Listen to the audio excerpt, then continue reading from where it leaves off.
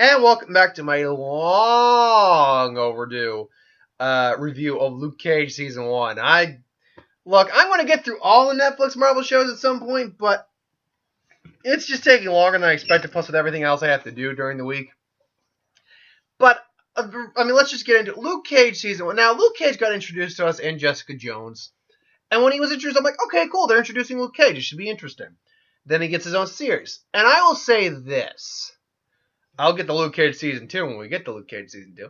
I'll say this. I like Luke Cage Season 1. For the first half to, say, 8 episodes, once we get rid of Cottonmouth and go with Diamondback, the season at least, starts to really fall off the sides, if you will. Because Luke Cage is a likable character in Season 1.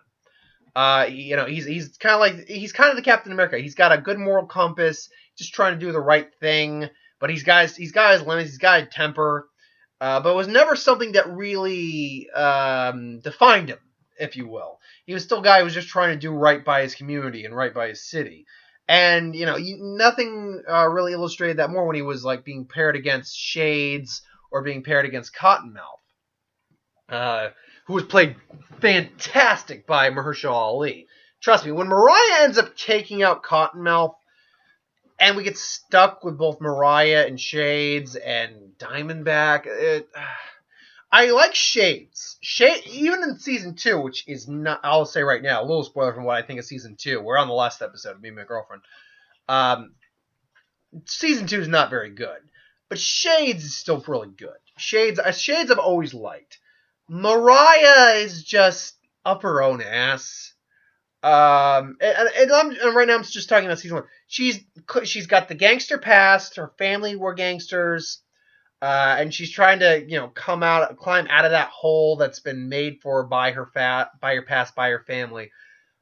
But I just get a Hillary Clinton vibe out of her. And now look, I'm not saying Hillary Clinton's like the devil or pure evil, but I'm saying she's phony. That's where I'm getting that. It's like when you see that smile on her face, that is just a fake ass grin, a fake ass smile. Oh man, you just want to smack her. Just, oh god. And then she goes and kills Cornell only because she loses her freaking temper and is like, I didn't want it, which is fine. We'll get to that when we get to that. But look, you're trying to prove that you're better than people, and you're not. You're actually the worst of the worst. You're scum. But here's the thing. And I'm going to go a little bit into Season 2 with this. We have 3 real main villains. Mariah and Shades are... Mariah and Shades are technically through villains throughout Season 1 and Season 2. But you have 3 main antagonists. You have Mahershala Ali's Cottonmouth, you have Diamondback, and then you have Bushmaster. All, by the way, named after snakes. And you have three spectrums. You got the bad one, you got the great one, and you got the one who's okay. He's okay. The okay one is Bushmaster. Bushmaster I thought was okay. Bushmaster's not fantastic, but he's not bad. Then you got Cottonmouth, who is I think a lot of it is just the weight of Mahershala Ali carries him. But he's a great villain because he's doing bad things. He knows he's doing bad things. He's a gangster. That's the way he is. But he has a level of authority, a level of charm, a level of charisma, a level of intimidation to him, and a level of tragedy. This was a guy who was destined, honestly, for good things. He could have gotten out. He could have had talent. Even Luke Cage, when he goes to meet him for that last time, says, wow, as much as I hate you, I gotta admit, you got talent. I think what you could have done, been a representative for this community, what you could have done. Cottonmouth even relents, reminisces of how he got screwed over, frankly, by his family, Mariah and the Stokes. Now his Uncle Pete was the only one who actually really respected him, or really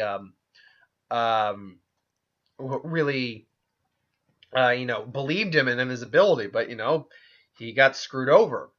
But at the same time, he's good at this lifestyle. He really is, It's just when he's beating that guy in the beginning, just smacking him around. And then the guy's, he's that's good, because now I can beat you like a man.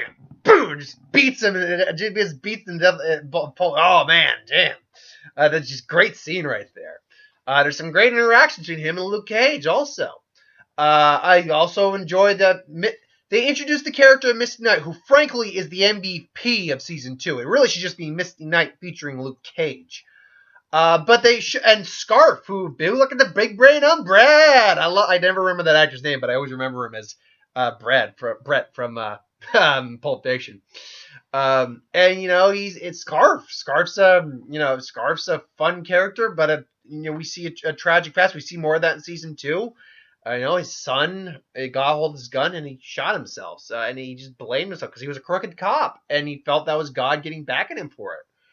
And Misty, we first get introduced to Misty. She's undercover, and she and Luke Cage go for coffee, which is, I'm not going to even say what I was about to say on that one.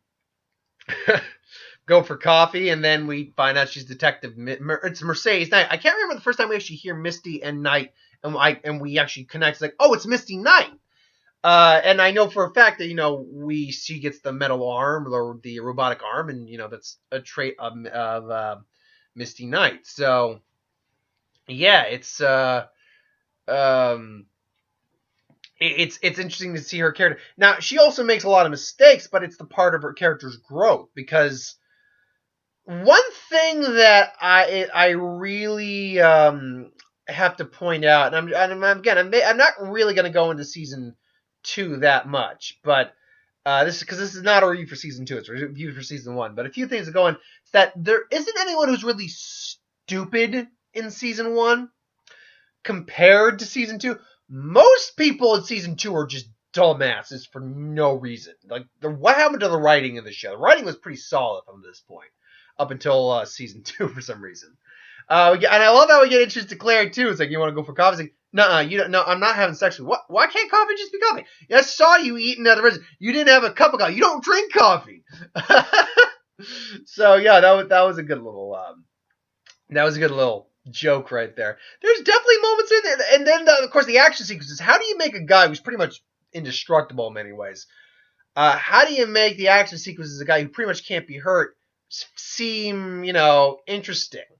Seem like there's some tension. A, you threaten other people there, not just him, and B, you just have him wreck shop a couple times. They can use a door as like a car door as a freaking shield, which I think is just great.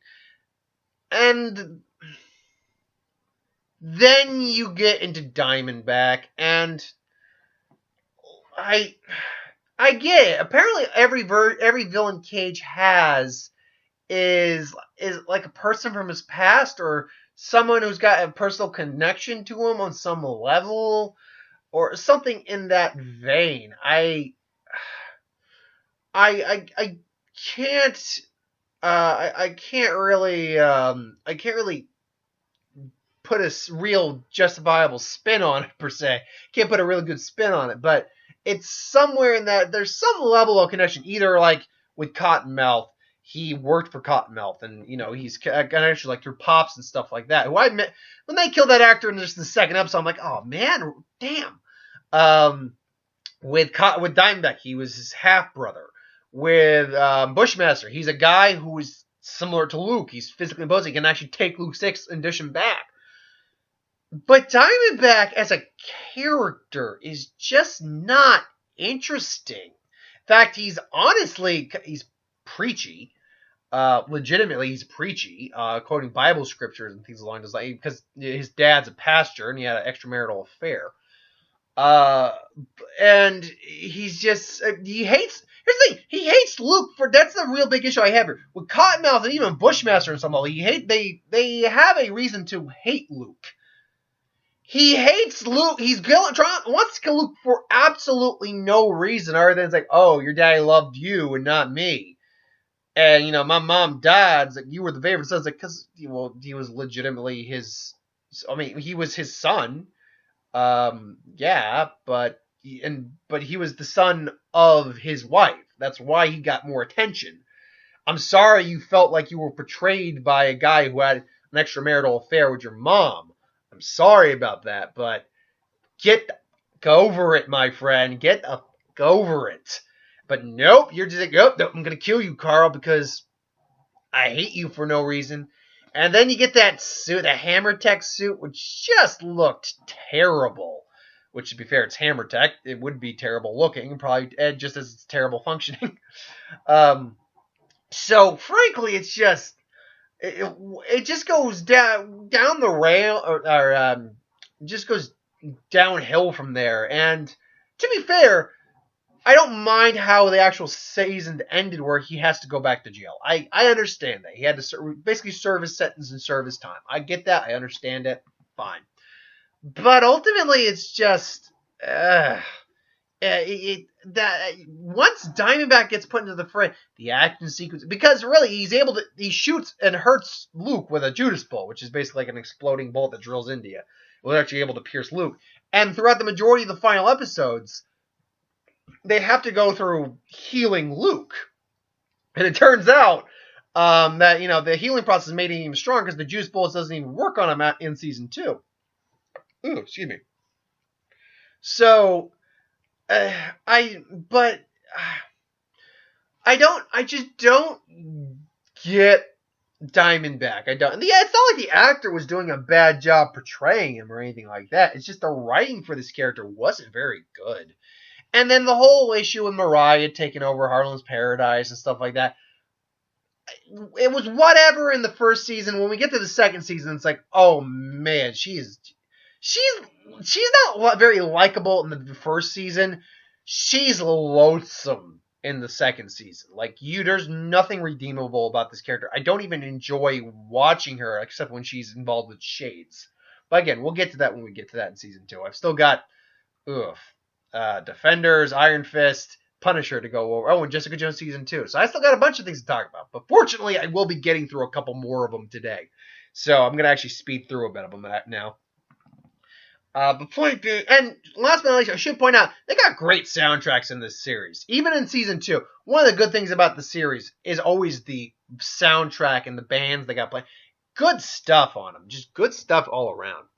But ultimately, I really do like season 1 of Luke Cage. It's a good season.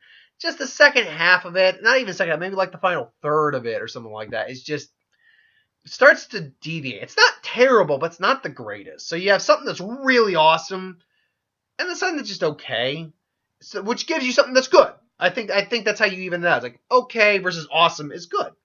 With our powers combined, we create something okay. But that's my thoughts on Luke Cage season 1. What did you think of Luke Cage season 1? Put in the comments below. Let me know. But thank you for watching. I hope you enjoyed. Like, comment, share, subscribe. As always, you want us to review something, pet the puppy. Put in the comments below. Let us know. We'll do a review of it at some point. Thanks for watching. I hope you enjoyed, and I'll be back later with some more stuff.